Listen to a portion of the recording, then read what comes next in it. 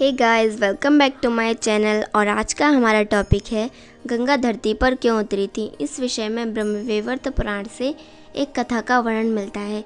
इस कथा के अनुसार एक बार सरस्वती को इस बात पर शंका हुई कि विष्णु उसकी तुलना में गंगा को अधिक महत्व दे रहे हैं। एक दिन जब भगवान विष्णु गंगा से वार्तालाप कर रहे थे, तब सरस्वती ने गंगा को बुरा भला कहा।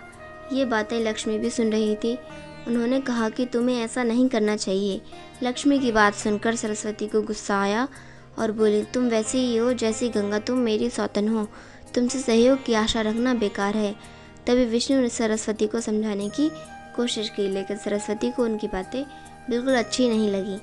तभी सरस्वती ने लक्ष्मी और गंगा को श्राप देते हुए कहा, लक्ष्मी तुम वृक्षारूपा हो जाओ। तब लक्ष्मी ने गंगा को श्राप न देने का निवेदन किया तो दोबारा लक्ष्मी को श्राप दे डाला, किंतु गंगा से अब और सहन नहीं हुआ। अतः गंगा ने सरस्वती को नदी रूपा हो जाने का श्राप दे दिया और कहा, तुम मृत्युलोक में जाकर रहना, वहाँ पापी जन तुम्हें पाप देते रहेंगे। यह सुनकर सरस्वती ने गुस्से में आकर कहा, मैं मृत्युलोक में रहूंगी तो तुम भी मृत्युलोक में रहोगी। तुम नदी रूप में मृत्युलोक में बहोगी और पापियों का उद्धार करोगी। जब तीनों का गुस्सा शांत हुआ तो नारायण बोले, हे देवियों, अलग अलग स्वभाव वाली स्त्रियों को एक स्थान पर नहीं रहना चाहिए, नहीं तो एक दूसरे के गुण दोष निकालती रहेंगी। इसलिए गंगा प्रभु शिव के पास रहेंगी, सरस्वती ब्रह्म के पास और लक्ष्मी मेरे पास रहेंगी।